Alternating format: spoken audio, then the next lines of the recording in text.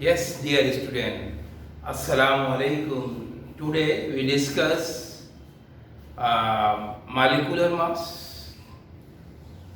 इससे पहले हम डिस्कस कर चुके हैं कि मॉलिक्यूलर मास नेक्स्ट वीडियो में हमने थोड़ा सा सरसरी तौर पे आपको समझा दिया था, मगर आज हम डिटेल में इसको जानेंगे कि मॉलिक्यूलर मास क्या है। सबसे पहले आपको एटम के बारे में जो लास्ट वीडियोस हमारी मौजूद हैं उनमें आप एटम भी देख सकते हैं, मॉलिक्यूल्स भी, उससे रिलेटिव आयन आप देख सकते हैं और मास वॉल्यूम ये भी वहाँ पे मौजूद है, तो आप ये देख लें। और इंशाअल्लाह ताला अभी हम जो डिस्कस करेंगे वो मॉलिक्यूलर मास पे हमारा फोकस होगा मेन। उससे पहले हम आपको एटम की एक डेफिनेशन डिफाइन कर देते हैं। Atom is a smallest particles of any substance. किसी भी छोटे से छोटे जर्रे को हम एटम कहते हैं। और एटम अगर सेम एटम का मजमुआ हो तो आपको पता है वो मॉलिक्यूल कहलाता है। तो हम कह सकते हैं same type atom are join in a group, तो we say it is called molecule. तो ये मॉलिक्यूल कहलाता है। अब हमारे पास फॉर एग्जांपल मेरे पास एक हाइड्रोजन का एटम है, एक ऑक्सीजन का एटम है, तो ये हमारे एटम है।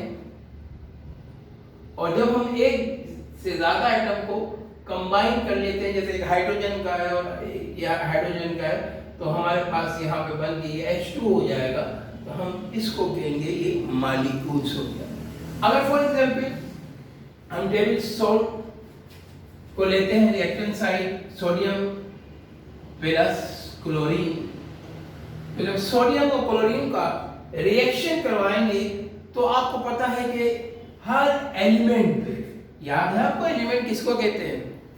Element is the simplest form of matter, we can not change any chemical reaction. तो एलिमेंट आपकी समझ में आ गया कि भाई ये हाइड्रोजन एक एलिमेंट है, सही, और सोडियम क्लोरीन ये भी एलिमेंट है, मगर ये सॉलिड एलिमेंट हमारे पास है, हाइड्रोजन गैस में है, और अगर Hg ले तो वो लिक्विड की शक्ल में एलिमेंट। यानी एलिमेंट है क्या, हमने डेफिनेशन से आपको बता दिया कि element is the simplest form of matter, we can not change any chemical reaction. याद रखिए पूरी केमिस्ट्री जो डिपेंड कर रही है, सही, वो याद रखें वो केमिस्ट्री एलिमेंट पर है। और सेम एलिमेंट जो कहलाते हैं, जो मैंने आपको डेफिनेशन बताई कि same type atoms are join in a group is called molecule, वही मॉलिक्यूल कहलाता है। अब आपको मैंने एक बात बताई, यहाँ पे सोडियम पे पॉजिटिव चार्ज है और क्लोरीन पे क्या है, नेगेटिव चार्ज है। याद रखें एटम चार्ज रखता है, और जो चार्ज इलेक्ट्रिक चार्ज भी सही है, आप कह सकते हैं कि जो इलेक्ट्रिक चार्ज है नेगेटिव या पॉजिटिव, ये आयन है। एन एटम और group of atom that carries a positive and negative electric charge. याद रखें कि इलेक्ट्रिक चार्ज जो है, जैसे सोडियम पे पॉजिटिव है, क्लोरीन पे नेगेटिव है, ये हमारा आयन कहलाएगा। क्या कहलाएगा? आयन कहलाएगा। तो ये हमारे आयन से पॉजिटिव और नेगेटिव, कोई मुझे मार्कर उठा के दूसरा, तो पॉजिटिव हमारे पास चार्ज होगा। तो याद रखें, तो वो आयन हमारे कहलाएंगे जिसपे अगर पॉजिटिव चार्ज जैसे सोडियम पे है तो ये कैट आयन कहलाएंगे। क्या कहलाएंगे? और जिसपे नेगेटिव चार्ज है ये एन आयन कहलाएंगे। ये हमने तफसील से आपको बताया हुआ है। अच्छा, हम अपने टॉपिक पे वापस आते हैं। ये इससे रिलेटिव जो चीज़ें थी आई एक्सप्लेन, वो मेरे आपको बताना ज़रूरी थी। आते हैं दोबारा अपने टॉपिक पर, मॉलिक्यूलर मास। देखिए, sum of atomic masses of all the element present in a molecule, यानी वन मॉलिक्यूल में जो मजमुआ होगा किसका, मासेस का, ऑफ एलिमेंट के, उसको हम कहेंगे ये जो हमारे पास है ये मॉलिक्यूलर मास है। डेफिनेशन से I wrote here, molecular mass sum of atomic masses, masses से मास क्या है, यू नो वेरी वेल। अगर आप कहते हैं मिसाल के तौर पर आई हैव अ मार्कर, ये मार्कर का अपना एक मास है, भारीपन है, तो हम कह सकते हैं quantity of a metal in a body is called the mass. और मास की यूनिट आपको पता है केजी है। तो एक बात तो हमारी यहां समझ में आ गई कि एटॉमिक मास होगा और फिर उसके बाद element present in a molecule. Element क्या है, ये एलिमेंट याद रखिए, कायनात एटम से बनी है और एटम की शक्ल जो है इंडिविजुअल शक्ल पे जब हम बात करते हैं तो एलिमेंट है। अब हर एलिमेंट का चाहे वो सॉलिड हो, लिक्विड हो या gas, they have atomic masses, उन सब के एटॉमिक मास है।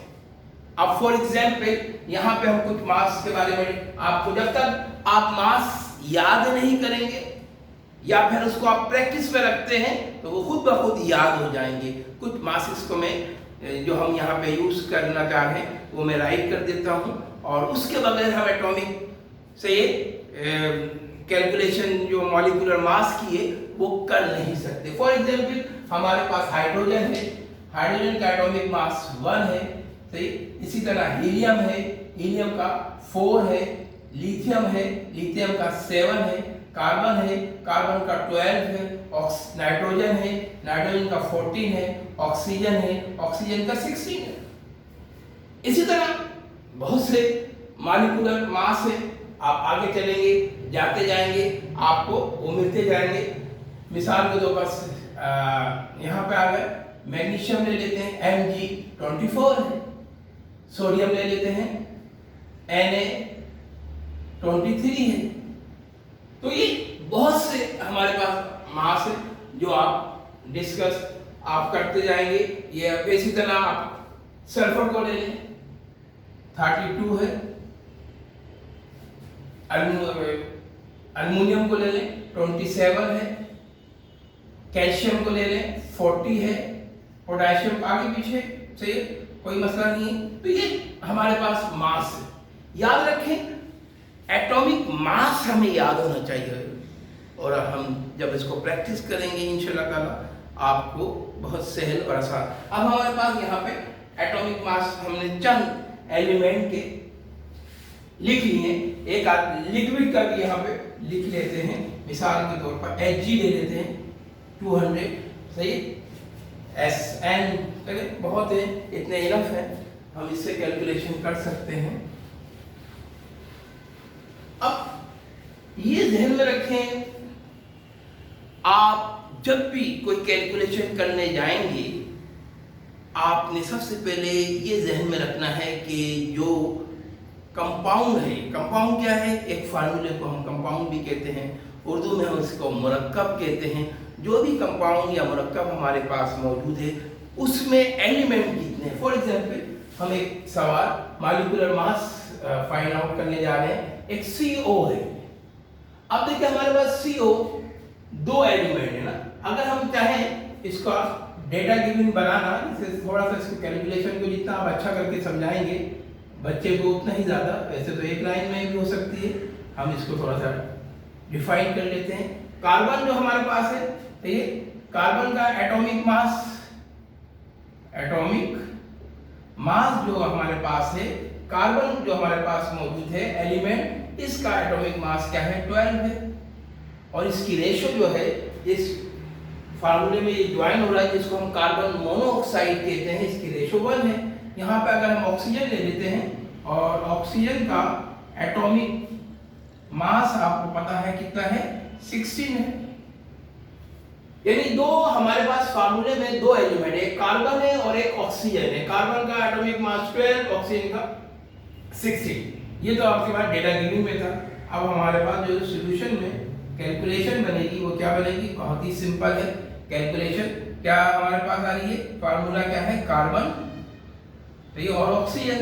कार्बन का एटॉमिक मास क्या है 12 और इसके नीचे रेशो क्या है इसकी 1।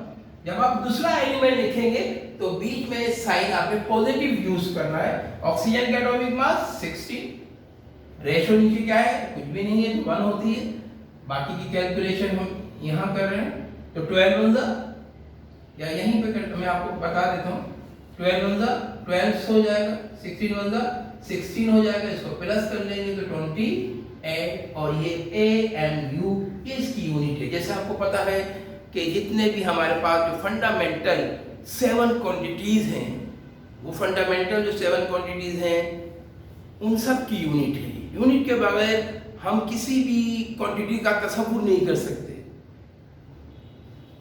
तो हमारे पास एटॉमिक मास की जो यूनिट आई वो AMU, जैसे अब टाइम है, टाइम की एक यूनिट है, हम उसको मेजर करते हैं सेकंड में, मिनट में या फिर सही आवर में करते हैं या आर में करते हैं, ये है। इसी तरह हमारे पास लेंथ है, लेंथ की भी एक यूनिट है, हम उसको मीटर में, उससे नीचे आ जाए तो सेंटीमीटर में, उससे नीचे आते हैं तो मिलीमीटर में करते हैं। तो याद रखिएगा हमारे पास जो यूनिट इसकी बन रही है वो AMU से, ये आप कॉपी कर ले।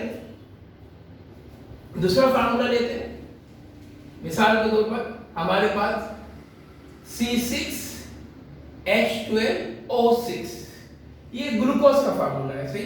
अब यहां पे हमारे पास ध्यान में रखें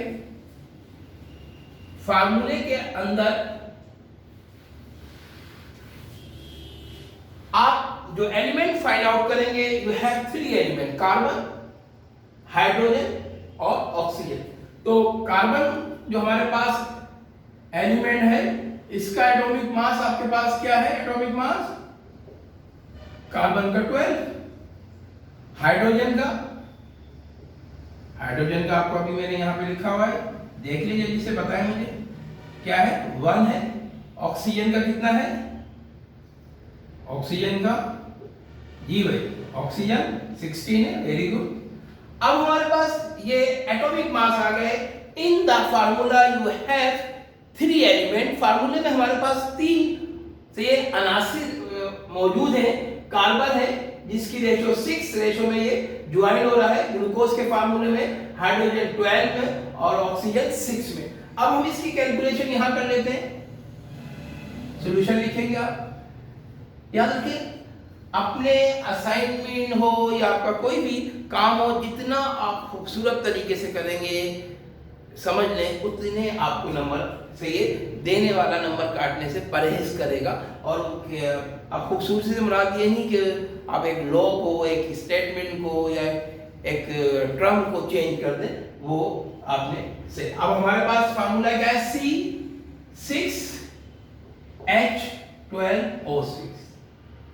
अब हम क्या करेंगे, कैलकुलेशन करते हुए कार्बन का कितना आपके पास है, कार्बन का एटॉमिक मास 12 है, रेशो कितनी आपके पास है 6 से मल्टीप्लाई होगा। सेकंड एलिमेंट हाइड्रोजन का 1 मल्टीप्लाई, ठीक।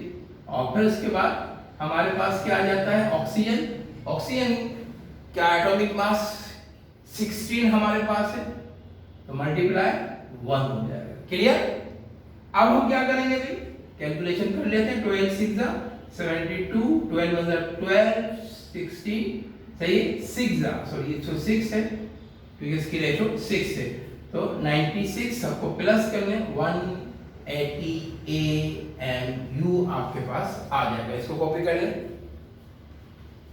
सेकंड फार्मूला अब हम लेंगे, नेक्स्ट फार्मूला हमारे पास ले लें, बेशुमार फार्मूले हैं आपके पास, फार्मूले आपको याद होना चाहिए। जैसे CaCO3 क्या है, कैल्शियम कार्बोनेट, मार्बल चिप्स, आम, इसको हम कैलकुलेशन में करते हैं।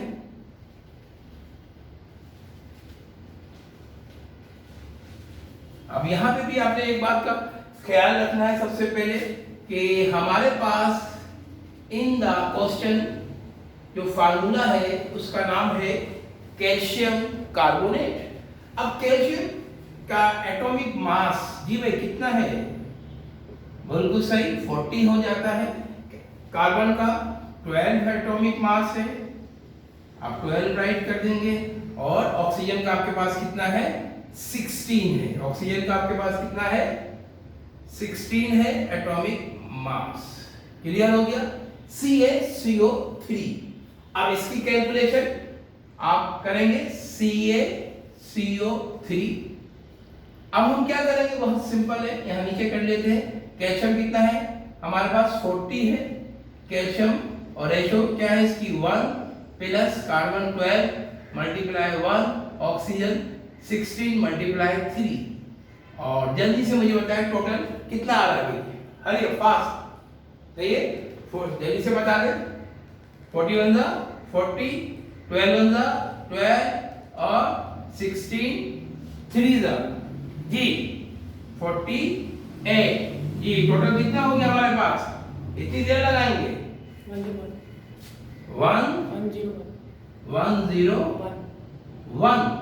नहीं जनाब, गलत कर रहे हैं। 8 और 2 10, ये आपके पास 10 का 0 और फिर 4 और 1 5 और 400 हो जाएगा पूरा ANU। सही, बहुत सिंपल होता है कैलकुलेशन। देखिए भाई यूनिट में यूनिट करें फटाफट, क्योंकि आप सही है हायर क्लास में आ गए हैं तो आपको ये तमाम चीजें आपको आना चाहिए। चले, ये मैं कुछ फार्मूले आपको राइट कर रहा हूँ, पहले ये कॉपी कर लें और फिर उसके बाद हम लोग फार्मूले पे चलेंगे। कुछ फार्मूले आप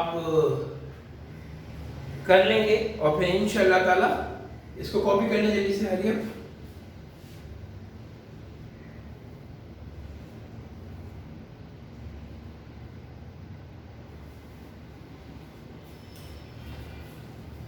यस, केमिस्ट्री कोई मुश्किल नहीं है। केमिस्ट्री एक किचन है, किचन में जो आपके इंग्रेडिएंट्स रखे हुए हैं, किचन के अंदर जो मसाले हैं, सही, आप मिसाल के ऊपर मसाले पे याद है आपको, किचन में टेबल सॉल्ट, आपने इसकी भी कैलकुलेशन करके मुझे बताएंगे। तो इसके बाद C12H22O11 क्या है, इसको भी मालूम करेंगे। आ रही बात सुनने। फिर उसके बाद H2SO4 ले लें, पोटेशियम से सल्फ्यूरिक एसिड आता है, पोटेशियम हाइड्रोक्साइड ले लें। ये 4 आपने कैलकुलेशन करना है।